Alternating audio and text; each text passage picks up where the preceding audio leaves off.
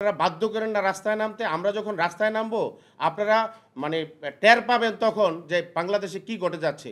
একটা ছোট্ট ইস্যুতে ফ্যাসিস্ট সরকার কিন্তু পতন হইছে। কিন্তু আমাদের এইটা ছোট্ট বইলেন না। আমরা ৩০ ঊর্ধ্ব লোকজন এখানে ব্যবসা করি। আমাদের সবচেয়ে মেধাবী লোকগুলা এখানে ব্যবসা-বাণিজ্য করি। আমাদেরকে আপনারা রাস্তায় নামান না।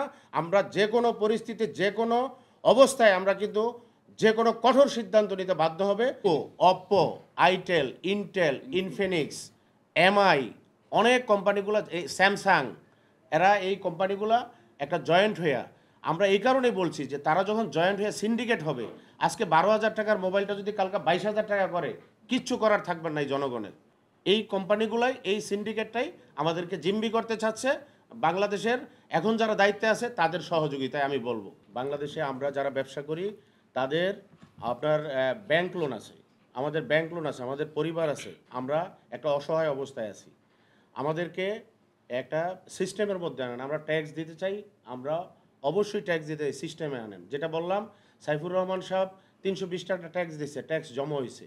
আপনারা এমন কোনো কাজ করেন না যেমন বিমানের টিকিটের মতো, বিমানের টিকিট অ্যাভেলেবেল, বিমান খালি যাচ্ছে, আপনারা কি করলেন, বললেন যে কি বলে সিট নাই, সিট নাই। সিট খালি এই যে এইটা সিস্টেম, একটা মেমোরি কার্ডের ট্যাক্স ছিল ৭০ টাকা, কেউ ট্যাক্স দিচ্ছে না। মেমোরি কার্ডের ট্যাক্স যদি ৫ টাকা হইতো, কোটি কোটি টাকা ট্যাক্স সরকার পাইতো। আমরা বলবো এইটার সাথে আমরা জড়িত টেকনিশিয়ান। যদি আপনি সিন্ডিকেট হাতে দেন মোবাইল, এই সিন্ডিকেট কোম্পানিগুলা আপনার মোবাইলের সার্ভিস সেন্টার আছে, এই যে হাজার হাজার টেকনিশিয়ান, তারা কোথায় যাবে? আপনার মোবাইলটা যখন আপনি ঠিক করতে যান, আমার মার্কেটে আসেন, তাদের কাছে ঠিক করেন, তাইলে টেকনিশিয়ানদের কী করবেন? মোবাইল অ্যাক্সেসরি যারা ব্যবসা করে তাদেরকে কি করবেন? এই যে ব্যবসা থেকে আমাদেরকে একেবারে দূরে সরায় দিচ্ছেন, কাদের ক্ষতি করতে? আপনারা একবার চিন্তা করেন। আমার রুজি রোজগার এখানে, আমি ব্যবসা শিখছি, এই ব্যবসা, আমি তো অন্য কোনো ব্যবসা শিখি নাই। যদি আপনি বেকার করেন, আমাদের এই বাংলাদেশের যারা আমরা ব্যবসায়ী আছি, পর থেকে বেকার হব, এরপর ইয়াং জেনারেশন তারা কি করবে? বেকার হইলে বিভিন্ন অপকর্মের সাথে জড়িত হইব। এইগুলা যদি আপনি বলেন ছিনতাই, রাহাজানি, এগুলো বেড়ে যাচ্ছে, বেড়ে যাবে। এই কারণে আমি বলছি যে আপনারা এই এনএআরআই সিস্টেম যে বাধা আছে, বিটিআরসির যে বাধা আছে, এই বাধাগুলো উন্মুক্ত করেন। আমরা ব্যবসা করতে চাই, আমরা ব্যবসা করি, ট্যাক্স দেই, ব্যাট দেই, রিটার্ন দেই, সাথে সাথে জাকাতও দেই।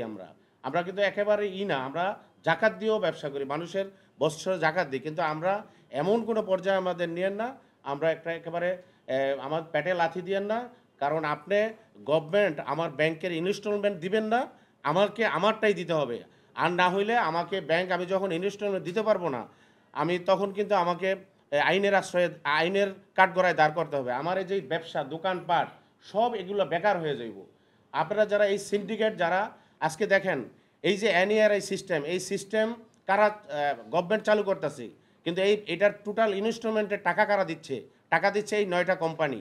আপনি জানবেন এটা ওপেন, 11 কোটি টাকা, 11 কোটি 40 লাখ টাকা এই সিস্টেমের টাকা দিছে হইলো আপনার এই মোবাইল এই কোম্পানিগুলা। কেন গভর্নমেন্টের কি টাকা নাই? বিটিআরসির টাকা নাই? আমরা কেন একজনের টাকা নিয়ে আমরা এই কাজ করতে যাব? আমরা কেন এই লক্ষ লক্ষ লোকের আমরা বেকার বানাবো? আপনাদের এই ইস্যুগুলা বিটিআরসি আমাদেরকে শুভঙ্করের ফাঁকি দিচ্ছে। গত 19 তারিখ তারা আপনার কি বলে একটা গণশুনানি ডাক দিছে, সেখানে তারা একটা ওয়েবসাইট খুলছে। এই ওয়েবসাইটের মধ্যে মাত্র 5 মিনিট খোলা রাখছে যাতে গণশুনানিতে মানুষ রেজিস্টার করতে পারে, কিন্তু আদৌ তারা আমাদেরকে জনগণের জন্য ওপেন রাখে নাই। আমরা ওখানে যাওয়ার জন্য যেই রেজিস্টার্ড হইতে হয় সেটা আমাদেরকে দেয় নেই। পাবলিক গণশুনানি মানে এগুলো হলো শুভঙ্করের ফাঁকি, তাদের ইচ্ছা।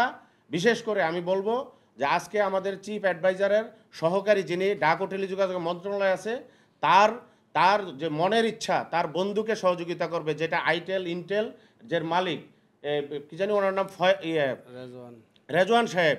ওই রেজওয়ান সাহেব তার ডাক ও টেলিযোগাযোগ মন্ত্রণালয়ের দায়িত্বে যিনি আছে, তার বন্ধুকে খুশি করার জন্য এগুলো করছে।